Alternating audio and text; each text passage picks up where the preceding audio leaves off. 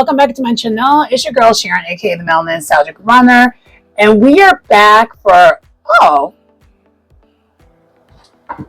gonna adjust this real quick. Hold on.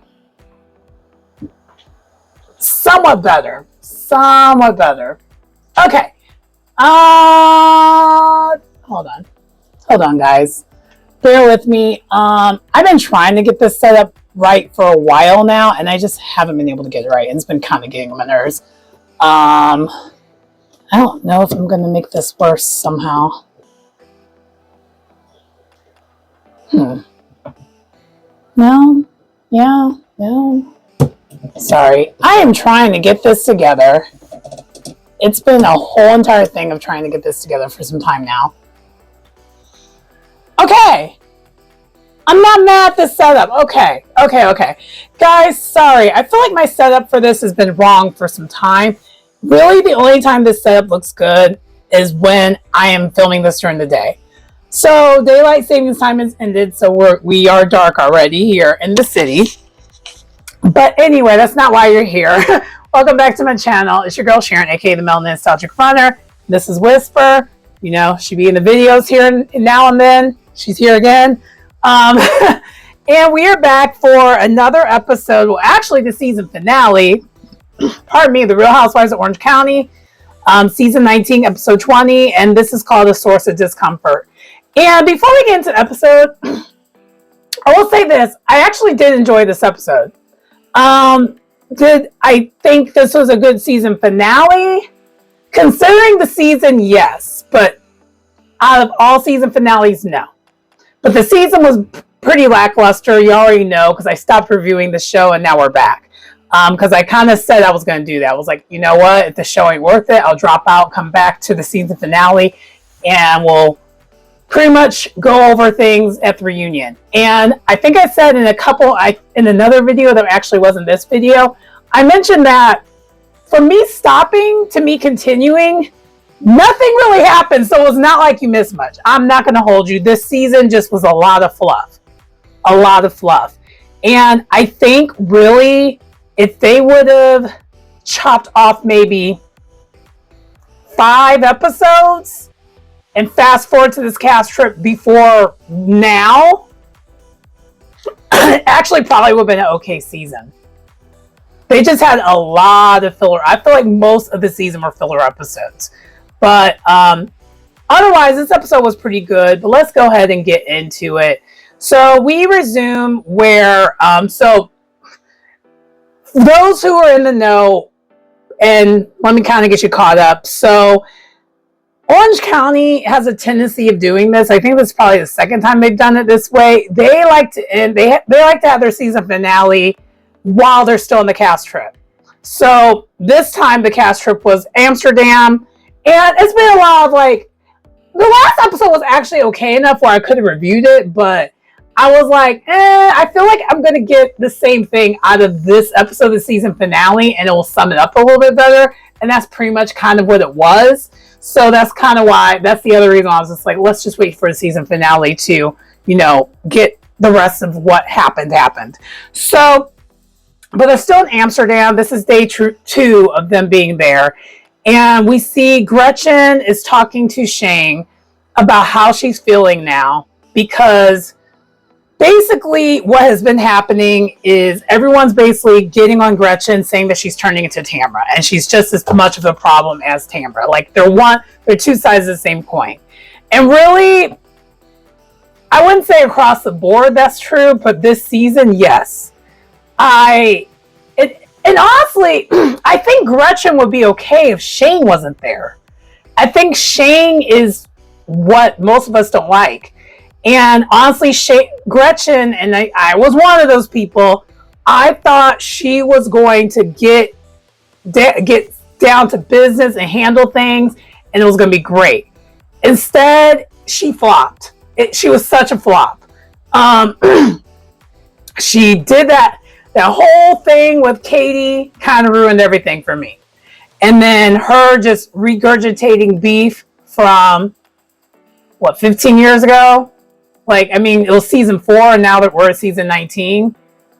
You know, that's tragic. I mean, I don't know how else to say that. That's crazy that we're still talking about something that happened forever ago. But that's kind of been a sum of the words how Gretchen's been doing. But anyway, she now is at breaking point, and she kind of owned up to it on her end, at least in front of the ladies, that, okay, I didn't realize I was coming across that way. And so she had kind of a rough go the first day. But my whole thing is with Gretchen is she just doesn't seem like she knows how to have fun. It's like she doesn't know how to be herself, really. No one knows who Gretchen is. And I think that's part of where we're getting at this. But I think we're getting at when it comes to a lot of the people. Hold on. Sorry. Whisper put her leg literally in my hair. I was just like, whoa. She didn't mean to. She was just trying to get stuff together and get herself comfortable. But anyway, because she's literally on the back of the chair. She's so cute. Anyway, but that's kind of what happens here. Moving on. Okay, I am going to try to sum this up quickly. So, also, Emily and Gina, they are just talking about Gretchen and her kind of turning a leaf. But Gina, this whole entire episode was basically foreshadowing what ended up happening. She doesn't feel good about Gretchen and the answers because we find out, and we found this out, I think last episode, that Tamara told Gina, who of course then told Emily, that there are these tweets, these anti-gay, anti-LGBTQ plus, anti-trans tweets that Gretchen liked. And it wasn't just one or two. There was a lot of them, and there were different accounts. And so Gina doesn't feel good about this, and she wants to kind of get to the bottom of it if this is true or not. So keep that in mind. That's kind of foreshadowing what's going to happen here. I hate that it kind of happened up front because you kind of already know what's happening now. So I guess that's the other reason why I was just like, the season finale was just okay, because we already knew, based off of what Gina already told us, what the gotcha was. And to me, that's just not the way a gotcha should go. There should have been a thing where she didn't really talk about what it was. But anyway. So then basically, we find out though that Jen saw this thing where they do like this vertical swing. And the vertical swing is basically they're in this super, super tall skyscraper on top of the skyscraper. And then there's just this giant swing. And you can swing on it. And so basically you're like up, far up in the air swinging. And basically it's kind of like extreme sports type thing. And some of the women are doing it and some of the other women are not. So basically we have Heather, Gina, and Shannon. They're like, yeah, no, we're not going to do that. And we kind of saw that as a cut scene that Gina straight up said she's not going to do it. And Shannon was like, well, my daughter Stella, because, you know, Shannon's daughter Stella was spending some time in Amsterdam. So they're getting a lot of these ideas from her. And so she's like, yeah, she told us about this maze thing, this inside maze that you could do. And you take some shrooms and you could just kind of go in there and just have a ball. So that's what they're going to do. And I would have did the same thing. Between the two, yeah, I'm not a height person. And also, too, I feel like that vertical thing is in other places in the world. I don't think that's, like, exclusive to Amsterdam. But, like, what what Heather, Gina, and Shannon were doing, that's a lot more exclusive to Amsterdam, where you can kind of do some of the things and get into some things. And that sounds like a good time. Anyway. So then, on the way to the other event, the vertical event, we have Jen, Gretchen, Tamara, and Emily. And yeah, okay. And they're talking about how Shannon's just so funny because, well, Shannon can be funny, and especially this trip, she's been kind of a hoot. Like, and what's funny about Shannon is she's unintentionally funny because she's kind of a hot mess. And they were talking about how Shannon and the Spanx, like, because she's like, you know, she's basically the unofficial ambassador for Spanx. Shannon is. And so she basically was like showing the ladies how she like had her push-up bra up here, and then she had her Spanx here, and then she has this over this. And basically Emily and Tamara are making fun of her. Basically like, girl, it's not doing anything, it's just redistributing things. And they're kind of just bitching, that has to be crazy hard to get laid with that, because you basically have to take off all your armor before you get to it. And Emily and Tamara, no shade. No shade. As someone who used to be in these streets, not so much anymore, and who also likes to wear Spanx every now and again, especially if the occasion arises, aka a wedding or something like that, I will tell you, if it's down to getting to it, it doesn't take that long to get that stuff off. And it's not going to be awkward. Okay? Maybe that's a y'all problem. That's not my problem over here. Anyway, because I'm just kind of like, why are they making fun of her? And Emily, of all people, why are you making fun of her? Because weren't you complaining last season about fat shaming, and now you're basically fat shaming her? Because then they basically were just like, yeah, it's like she's just like a can of biscuits. You open them, it's like, ah! And they did it all at the same time. I was like, see, Emily, this is why this really needs to be your last season. Side note, I will say this. Gina this season, maybe because Gina stood on her own a little bit more and wasn't really as much as Emily's best friend. I mean, they still were besties, but they kind of did their own thing. And between the two, I don't like either of them, but if one of them was to go, one of them was to stay, which I think that should happen, I think Gina should stay and Emily should go. I find Gina a lot more interesting. And also, too, I noticed in this episode, and really the episode moving forward ever since Tamara's meltdown in New Orleans, Gina, I feel like she's standing on her own a little bit more. Maybe her getting her stuff together and her and Travis, you know, finding a place that works for them. Her confidence, I feel like I see that her confidence is better in there as a housewife compared to Emily. I think Emily is still just where she was at before. Nothing has really changed. And honestly, I don't find Emily that entertaining, funny, interesting, or nothing.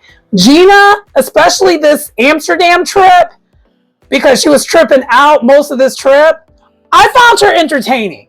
I'm not going to hold you. And I did see in these last two episodes how Gina and Heather now understand why they're cool. They like to do some of the extracurriculars. And so they have that in common besides the New Yorker thing. Like it comes to, from what I'm gathering, it comes across that like them two are a little bit more of the liberal girls on the show. And so that's why they kind of can have their own kiki while everyone else is a little bit more on the, that side. We're not going to even name the side, but that side.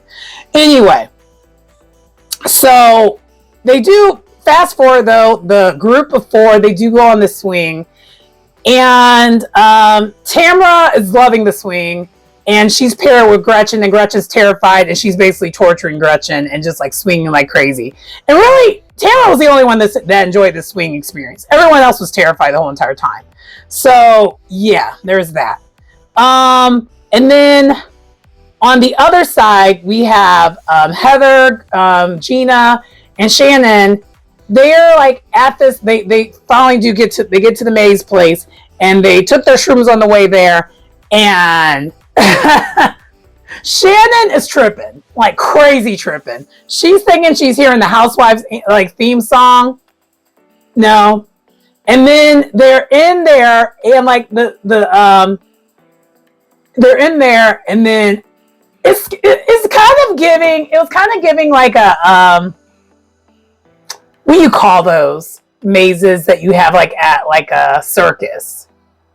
Like where you have like the crazy mirrors and stuff like that. That's kind of what it was. It was kind of creepy. It was giving kind of a haunted house type of vibes.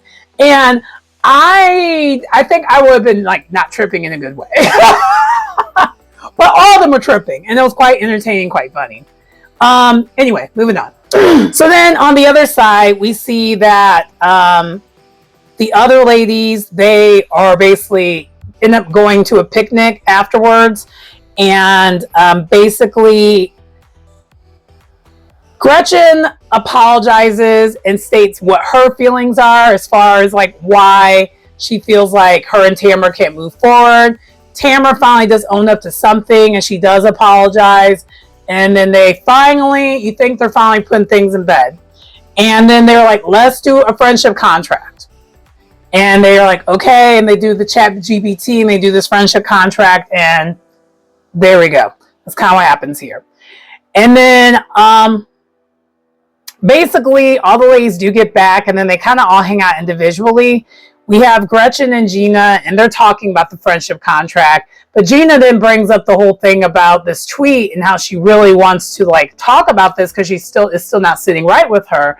And Tamara's just like, hey, it is what it is. And Gina in the confessional said what all of us were thinking. Gina's like, now, do I think Tamara told me out of the goodness of her heart? No. I think she told me this as a way to take her down. It wasn't for the right reasons. But if it's true, that's still a major problem. Which, exactly. So Gina's like, I'm going to get to the bottom of it, and we'll see. And, but at the same time, I don't know. When we get to it, we'll talk more about it, but I just don't know how I feel about any of it because it's the source that it's coming from. And that's, I think, what Gina was saying. She's like, it's who it came from. And it kills, and of course, Tamara did this before the treaty. But she's calculated. She knew that this was going to seep through so she could do this because Gina can't help herself. But Gina, I don't think she was doing it to be messy. I think it really was truly bothering her. It did not give that she was trying to be messy this time. Because in the past, when Gina's trying to be messy, she always has a little bit of a smirk on her face when she's talking about confronting someone. This time, she's dead ass. She's not okay with it. So that's kind of where I got from that. Anyway. Because I don't know what the treats were, but I kind of did overhear something like this before. But I don't know if I heard about this because of, some of the things that leak for the show, or if from before. Because with Gretchen, I like Gretchen as far as a character on this show.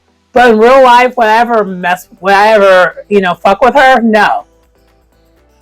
She's MAGA. But the thing is, most people in the OC, and I'm not talking about the show, just in general in that region of California are MAGA.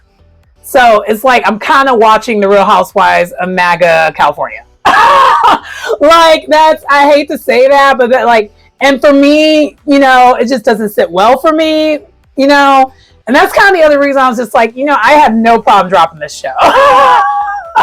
Especially once it kind of got a little questionable with how everything happened with Katie. And we're going to get to Katie later because you thought Katie was done. Katie wasn't in this episode, but the way that circled back around, we'll definitely get into that. But yeah. I'm trying to think where we're at here. So Shannon and Gretchen, they're talking about how her and Tamara are in a good place now. That was very brief, not really much to that. Let's get into the piece of this episode that actually was my favorite part of the episode for me. Let's get to that. And honestly, Emily, this whole entire episode is giving us updates of what's going on with her family. So things are still not quite good with her son Luke, and Shane. It took for Emily to be out of the country, and for Luke to have one of his meltdowns without her, for Shane to finally understand where she was coming from, and so he kind of lost his cool, And now they are finally like in a place where like, okay, I get it. So I think, unfortunately, when it comes to a lot of men in relationships, they have to see it for themselves to really believe it. And I don't know what it is. I think that's just men in general, unfortunately. And a lot of it has to do with patriarchy and all that. You know, they just have to see it for themselves, because I feel like a lot of times men like to think we're being over dramatic about things. And which it's annoying, but that is a reality. And even with me, I'm a person that I have a lot of guy friends and girlfriends. And actually one of my best friends is a guy. Like, I actually have a couple guy best friends. And yeah, it's a whole entire thing. Like, the way I've had to over explain my feelings at times, because I'm just like, you don't see it because you're just looking at it from your cis male side of things. It just is what it is. And that's a behavior that I feel like in time it will be unlearned. You just have to be around people who are willing to do that. I don't know how I got in this soapbox, but let's get back to it. So my favorite part of this episode was the fact that Emily and Heather were hanging out. And I actually like them two getting along. I kind of wish they would have gotten along before, because this version of Heather, Amsterdam Heather, is kind of lit. I feel like we give Heather crap for being fancy, but Amsterdam Heather, she's lit. She's a good time. LA Heather's a good time, in my opinion, my personal. I don't want to hang out with, like, if I have to choose between anyone on this show, I'm hanging out with Heather. Okay? Let's be so clear here. So basically they're walking, they're talking, and they're both opening up about, Heather's opening up about her relationship with her dad, because what we found out, one of the reasons why they're there in Amsterdam is that Heather's dad passed away and she's going to be putting her ashes in the canal. And her parents, after her and her siblings moved out, they relocated to Amsterdam. I think he got a job out there and they relocated. And that was really the happiest she's ever seen her dad. Her dad was not the most emotional, most present. Like, Heather opened up a while, I think 2 or 3 episodes ago, that Tamara kind of triggers her, because Tamara reminds her of her dad and how emotionally like immature she is. And anyway, so that's kind of what is happening here. So they're walking and talking about her dad a little bit more. And as they're talking, they're by the house that they used to live at, her mom and her dad. And the owner, out of nowhere, the current owner comes out and he's like, hey, yeah, I'm sorry I'm in your way. And she was like, no, my dad used to live in there. Like, my parents used to live here. Like, oh, really? Like, yeah. Like, you want to come in and see? They made it seem like this was not planned. I don't know if it was or not, but if it really wasn't planned and it happened that way, that is awesome. And so they actually got to go in the house, and she got to see like the difference of like how they kept it, the changes that they made. And yeah, so it kind of helped tie things in a bow for her. And then a little bit after that, then she did kind of do like a little bit of a eulogy. And then she put the ashes in, like, the ashes were like then in the canal. And Emily was right there, and they both were just crying. It was really a beautiful moment. It was one of the few times I'm just like, I really wish Orange County would have more moments like that. Because I think the other reason why I just cannot get with Orange County is that nothing seems genuine on this show. Nothing. I mean, even Emily, Emily has her thing with her son, but I don't know. It's just like the way that's told is kind of crazy too. Like, it's just, I don't know. Maybe it's the way they tell it and maybe the way they put it together. It's just like not my favorite. I don't know. Put in the comments if you understand what I'm saying, but it's just like this little scene here was like seriously probably one of my favorite scenes this season, to be completely honest with you. because I feel like most of the season was just kind of meh, no substance. That's what it was. It was lacking substance. Anyway, moving on. Okay, so next we do have a Housewives montage. We see Jen talking to Ryan, and he's making a joke about how the cats were sleeping in the bed, but of course in like a 14-year-old kind of way. Gretchen is talking to Shane, I think.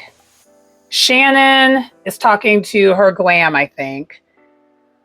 I'm trying to remember how things were going. No. Yeah, no, I'm not even sure. And then Emily and Gina, they're getting ready also. So just a lot of like, it was a Housewives montage. And then they do go to dinner.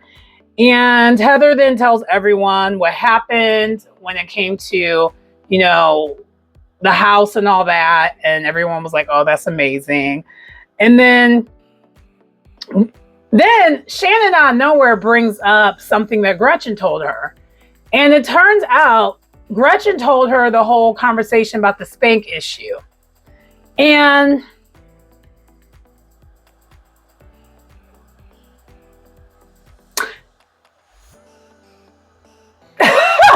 Gretchen was being messy.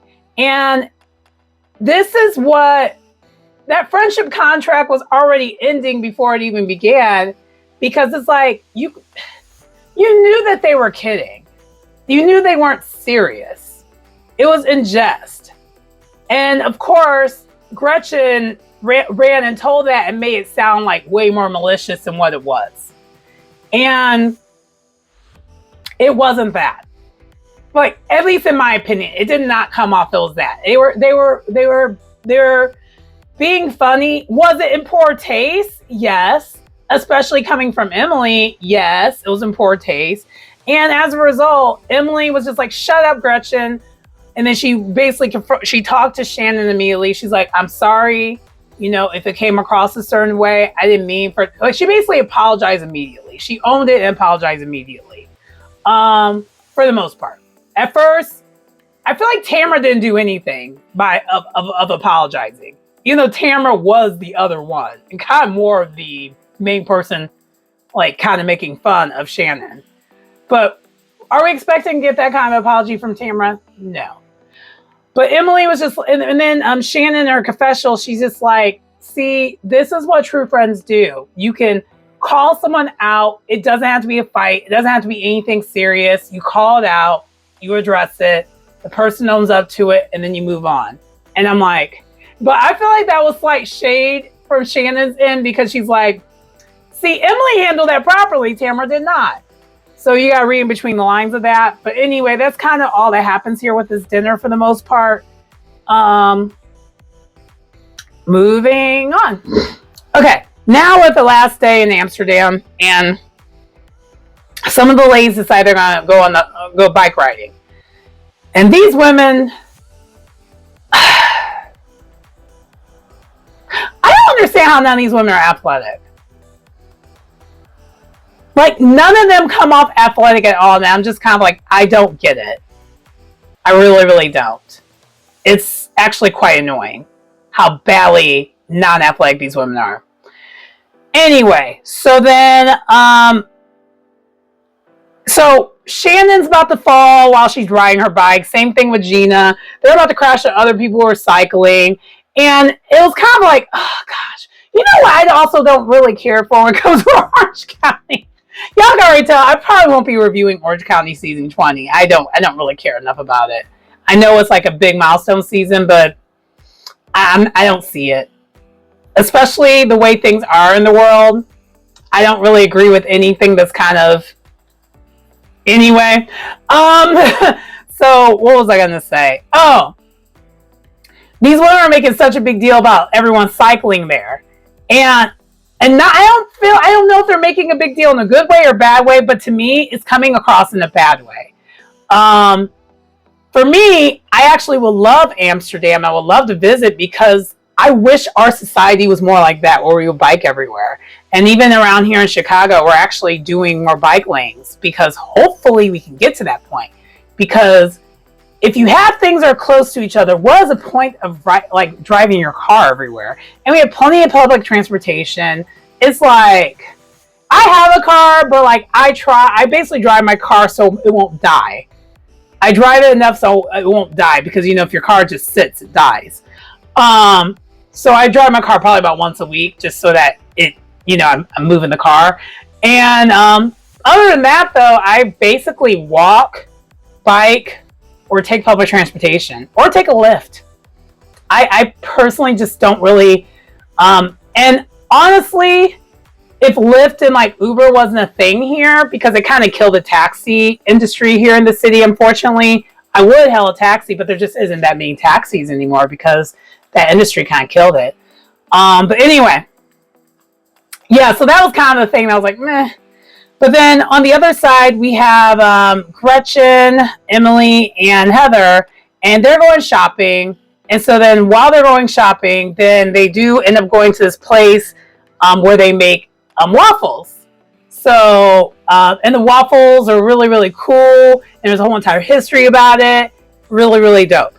On the other side, the women do end up stopping after they do this bike ride from hell, basically. And they're doing this picnic. And Jen is talking about Ryan and her fears about, you know, continuing on. And Jen also does praise Gina for like letting her know about the Instagram game. And it's just, can we have a conversation about Jen? Jen this season has been such a disappointment. I loved Jen the first 2 seasons, and this season she has shown her ass.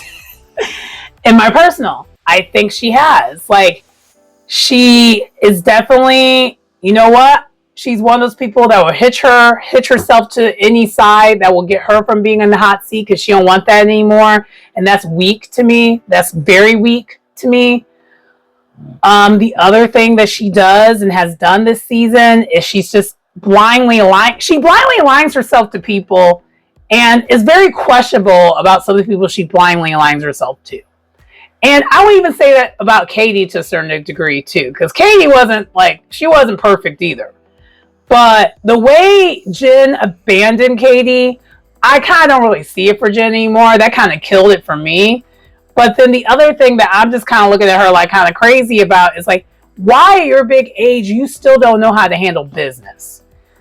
You know, I think I gave her grace the first 2 seasons, but you've been in this is now your 3rd season. Why are you still not knowing how to make money? And what they're getting at is she has all these followers from the show on Instagram. This is where you should be trying to get into your influencer bag. I don't know why she doesn't realize that that's a thing and she could be doing that. Even me, just general pop, who has this channel, if my Instagram was popping, I would be doing that. Now, would I do that on my general normal Instagram? No. On my this channel Instagram, maybe. Problem is, I just don't have enough time to really do all that, because part of the hard work is getting the audience, and she already has the audience and she's not doing anything with it. And they're kind of just getting on her about that. And even Tamra got outside of her villain side and actually kind of was like herself outside the show. And she was like, we just want you to actually be independent. Like, it seems like you are just, you have this is my thing. She has the issue of, she has this thing of hitching herself. She hitches herself on the wagon. Instead of driving the car, she's just going to hitch herself on the wagon. That's her for everything. Like we saw it on the when it comes to the show and what she did with Katie, and then we kind of already knew that was a thing with Ryan and all that. But what happens when Ryan doesn't want to deal with her anymore? Are you going to be at the same problem again with all your kids? Your ex-husband ain't reliable, so like, I don't know. And maybe I'm triggered a little bit because y'all already know, those who have followed my channel long enough know I'm very independent, probably to my own detriment. This is probably why I'm single, okay? And I'd rather be, honestly. I would choose my life over Jen's any day. Because being dependent on another person that is not me, myself, and I, absolutely not. No. I'm not even dependent on my parents. Like, and they be like, why don't you ask us for help? And I'm like, and the thing is though, I think my parents respect me more. I think I said this before. They respect me more because I don't. Because I feel like, if I was one of those people that would constantly ask for help, you wouldn't want to help me. But because I don't ask for help, you're always willing to help. But they're just like, you don't have to be like that. I'm like, yes, I do. Anyway, moving on. See, I'm making this review long, and I didn't want to make it that long. Moving on. Okay, so then the ladies are getting ready because, again, this is their last day. They're about to get ready to go to dinner. And we see that Shannon is talking to her glam because she's going to Paris afterwards. So she's not flying. She's actually going to be taking the train from Amsterdam to Paris to see her daughter. And Gina and Emily are getting ready. Gina burns part of her hair because the curling iron is too hot, and they get to dinner. And right when they get to the dinner, I think they're ordering things, and I don't remember if it was this dinner or if it was the dinner before, where Tamara says some off-putting comment about crabs, because I think Shannon orders something crab, and then Tamara immediately starts talking about like the STD of crabs. I would have been done after that. That's disgusting. Why would you do that? I don't understand that. See, and maybe this is me too. I don't understand this kind of humor when you're 50 plus years old. Why are we still having like frat boy humor at this age? And maybe that's the other reason why I just can't get with this show. I said I was going to finish this through. I didn't say it was going to be great, but sorry guys. Anyway, so then Gina wastes no time and she asked about the post to Gretchen.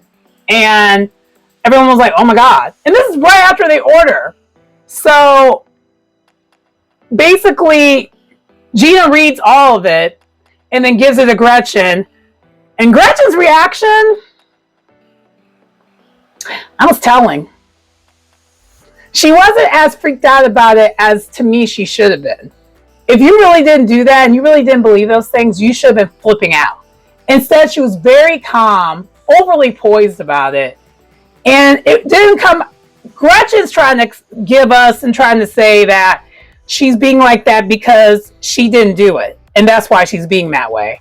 But to me, if you didn't do it, you would be a little bit more on the defensive side, right? And almost to the, but the thing is, see, this is me being devil's advocate again a little bit. We kind of have a similar situation on the Real Housewives of Salt Lake City, where Heather accused Lisa of doing something, and she was the total opposite extreme of basically like punching the wall saying she didn't do any of this. Which part of me, and I already said this in my review when I was talking about that, part of me actually makes me think that I don't think she actually did. I think this is a bad weather scheme. Part of me thinks that. There's like, but I don't know. Anyway, but so I guess this is me being devil's advocate. If Gretchen was doing the other extreme of flipping out, will we believe her? I think what doesn't help Gretchen's case is us knowing, for those who have seen her Instagram before, we know she is MAGA. Okay? So her saying something insensitive, does that seem like that would be out of bounds for that audience? No, it doesn't. It seems like that actually would be on brand. So I think that's part of, as an audience, as me watching this, I'm kind of like, yeah, I think you did that. But anyway, but either way, Heather's triggered. Because y'all already know Heather is like one of the biggest advocates for the LGBTQ plus community. And I think 3 out of her 4 kids are part of the community themselves. So like, that's like, so it was literally a personal attack. that's how it comes off for her. And I believe, and she's triggered. And Jen, girl, and this is why you don't win when you play dirty. And why I'm looking at you sideways. She asked a very telling question of, well, why would you do that, Gretchen? Do you believe that biblically? And why did she say that for? Because Heather loses it and she goes completely off on her. And she's like, no, I don't believe that myself. I'm like, but if you don't believe that yourself, why would you even suggest that? Why are you trying to defend this woman? I'm sorry. What was that? Because it makes me think the reason why you have that in your back pocket is because maybe that's what you believe.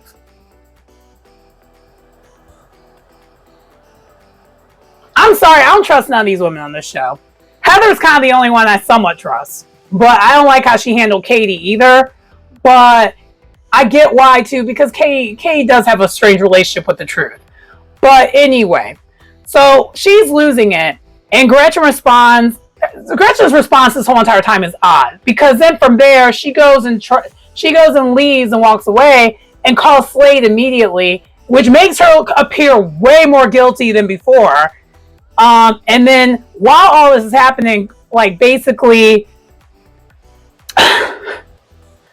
Tamra sees the gasoline and lights the freaking fire. She's like, see, this is why she's not a good person. She's not a good person. This is why I couldn't mess with her. And this is why I haven't messed with her in years. Yada, yada, yada. She is using this moment to basically state her case yet again. So this friendship contract that lasted, like, I don't know, 3 hours or something like that. It lasted for half a day.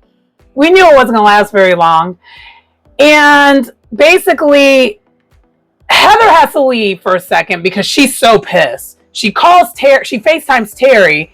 Terry visibly looks pissed because Heather in her confessional, she's like, I'm actually friends with Gretchen outside this show. So now I view her way differently. And I'm like, dang. And we know this because Heather, for two of the friend ofs lately, so she's basically been vocal when it comes to two of the friend ofs that she wants them on the show. So, yikes. And so, basically, the dinner's ruined. Do they get to eat? No. Which, side note, this actually reminds me of Salt Lake City yet again, and why Mary was so happy that she didn't have to go to that dinner. She got to sit next to Angie while she was sick because she actually got to eat her dinner. I get it. I'd rather be able to eat my dinner than have it be ruined like this. I would have been pissed. Because some of the things that they were ordering, they didn't get none of it. Oh man, I would have been so upset. And so as they're leaving, they're just like, yeah, Gretchen's got to get another car. So they basically iced her out just like they did Katie. And honestly, if Gretchen did what they're accusing her of, including everything that Katie's accusing her of, that karma came back so quickly. I was like, because, part of us think, I don't know if it's true or not, but part of what's been circulating is that Gretchen basically threw Katie under the bus so that she could become full-time. And Gretchen ain't gonna be back after all this. There's no way. Ain't no way. Or is there? So then next, we see that the women are on their way to the airport. It's, Ben, and it is Heather, Gina, Emily, Jen, and Tamra. And Gina actually says, okay, I've actually had time to try to dig and see if she likes these posts. And this is what is kind of strange here. So she still does follow these accounts, but she doesn't see the likes anymore. To me, this is my personal opinion. Why are you following these accounts if you're not going to like any of their content? That doesn't make any sense to me. So I think she got rid of the likes. And I think she probably did that before she even got on the show. But she messed around and forgot to unfollow these people.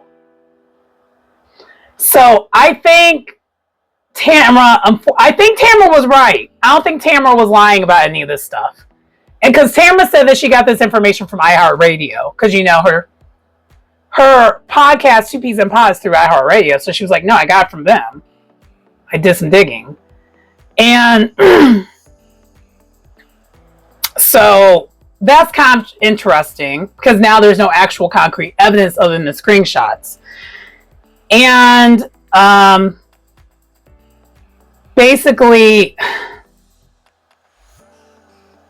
they were like, have you reached out to her? And Heather and Jen, like, yeah, we tried to. Heather basically sent a message to her, like, I just really hope this is not true. And then, of course, Jen did, because Jen, we already know where Jen's at when it comes to all this. And Gina states the obvious and says it right out loud. She's like, it was very convenient that you would decide you're going to give us this information at this time. Because Shannon actually asked this while they were going back and forth, how long have you been sitting on this information? And that's the thing that's very problematic when it comes to Tamara. Because based off of that, did she expose her for the right reason? Absolutely not. It had nothing to do with exposing her for the right reason. It had everything to do as a get back. And Gina calls her out to her face and tells her, and this is my problem with you, Tamara. This is a get back. This was a clear big get back. And you try to use me as a pawn to do that. Like, I'm not a pawn. I'm not one of your minions. I'm not a puppet. And I love that Gina this season has been standing up for herself and standing on business. And this is why I want to see more of Gina, this version of Gina. Because this is probably the most confident version of Gina I've ever seen. Hence that reunion look. She finally got it together. So I am actually, if we are going to watch the show again, because I don't know yet, you already know how I am, I'll be knowing. I actually do want to see Gina back, because this version of Gina, she's not forcing it. It's making sense. You know what I mean? And so basically, Tamara's taking it back, and then Gretchen, we see Gretchen talking to so then they get back and Gretchen's talking to Slade at home, and she's like, I'm so depressed, yada yada yada. And we find out that she hasn't talked to the group. They basically did ice her out just like they did Katie. And she just doesn't know what to do at this point. She's freaking out. And to me, I'm still thinking that her freak out is more of a, I'm mad I got caught, and not that what was said about me isn't true. That's kind of what I'm getting from her. I don't know if that's how y'all feel, but just the tea leaves are tea leaving for me, and there's just a lot of shady stuff that has been, with with Tamara and Gretchen, because to me, what this season has also exposed is they truly are two sides of the same coin. Yeah, this is probably one of those things where it's just like Gretchen probably should have never came back, because dang, they really got to her. But then fast forward, we're thinking, okay, this is all done. Oh, side note. So before all this exposing thing happened, we had all the Housewives ending stuff. And I'll put all those up and we'll read it. But we'll get to that at the end.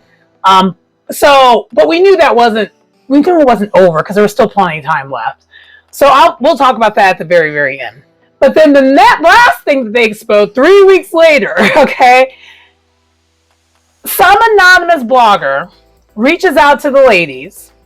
We never got their name or anything.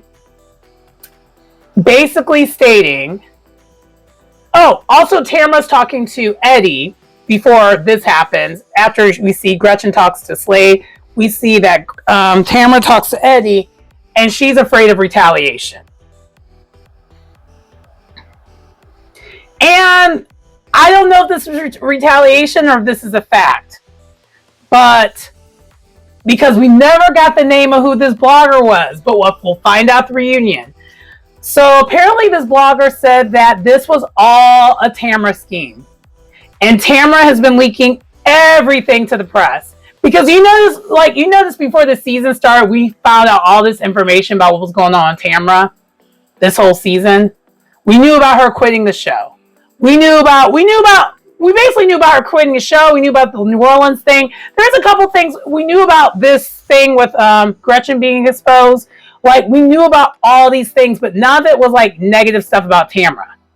It was all very positive when it came to Tamra, which is really strange because it's Tamra. And this blogger is basically stating she's been feeding all this information to the press. Basically, she has been doing what Katie was accused of doing, but much worse. And Shannon, Emily, and Jen are all just sitting there like, are you serious?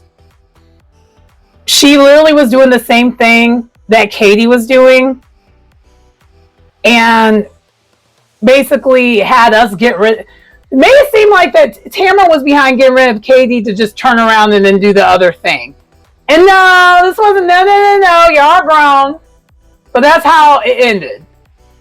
That's how everything ended. Let me get into what they said when it comes to the ending credits for I'm sorry, I'm just not that interested, but let's go into the ending credits and we'll wrap this up. Okay, so let's start with Tamra. Tamra's thing basically states, Tamra and Eddie have been spending lots of time in Big Bear, because we know that's her second place, while Sophie is planning to move to NYC to pursue music. She has no plans to record with her mom. So I'm wondering, does this mean that she might be part of Next Gen NYC? Does anyone want to see her on that? I kind of don't. Anyway, that is Tamra's little blurb. We'll go then next to Heather. Heather and Terry sold their Beverly Hills house at a $5.8 million loss. Yikes! That's where the money resides, though. She doesn't plan on buying a new place in Orange County, and that's no lie. So I'm wondering if this is Heather's last season. Or maybe she'll do one more, maybe she'll do 20 and then she'll be out. I don't know. I think you already know how I've been saying this. Orange County needs a cast shakeup. And they need to actually have some women of color. And not just like one, because that's part of the problem. You need to have more than one, and not just two. But also they gotta know each other. You know what? Heather had a friend that she was trying to bring on the show. I wonder what happened with that, because she filmed a couple seasons. But anyway, this one I think is Shannon's. Yes, Shannon has a new guy in her life. Troy, a golden retriever. She's riding this emotional high, space cake free. Shan had nothing going on this season. This was like a season of nothingness when it came to her. She had nothing going on. Gina. And by the way, Gina looked good at this dinner. Gina's been looking good lately. Like, she really did get her stuff together. The gate group is going strong, as are Gina and Travis. Gina is still living without fear, unless she critiques Heather's improv. I wanted to see more of Gina and Travis when it comes to their business. And I know that we did find out after the fact, and I think this is part of the problem with last season with her. She was going through things and didn't tell anyone anything, and then we found out the beginning of this season, everything was going on last season. And yeah. But I don't think she really has anything going on, though, for real. But I do like that she moves the story along. So that's kind of why I think they need to keep her, because she does do a good job moving things along.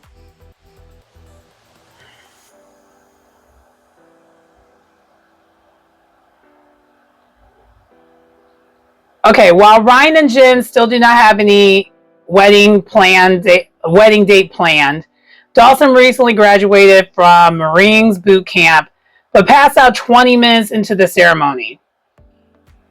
This is the second time this boy has passed out. They need to figure out what's going on with this man, because that's kind of wild that he keeps passing out. Is that just a thing that he does? He just gets dehydrated and he passes out? That's kind of odd. But anyway, apparently that worked out, so that's good. I hope Jen is not trying to drag this like storyline of them getting married. Like, what else is going on? No disrespect, but what else is going on? But but as we're reading these ending credits, you can even tell how the season was just lacking. Emily. Okay, Emily continues to navigate Luke's evolving diagnosis. She's learning to embrace life's unpredictable rise, including the one at the Abbey.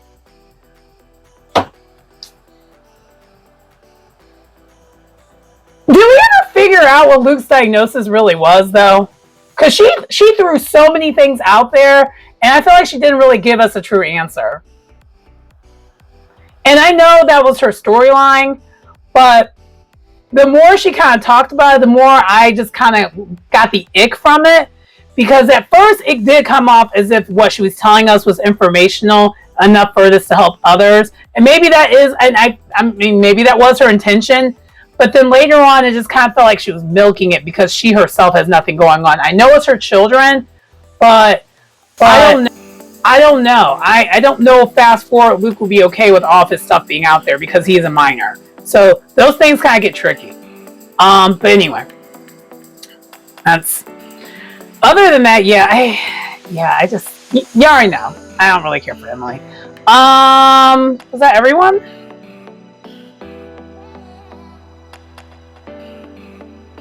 Yeah, because we didn't get an ending thing from Katie because Katie didn't make an appearance.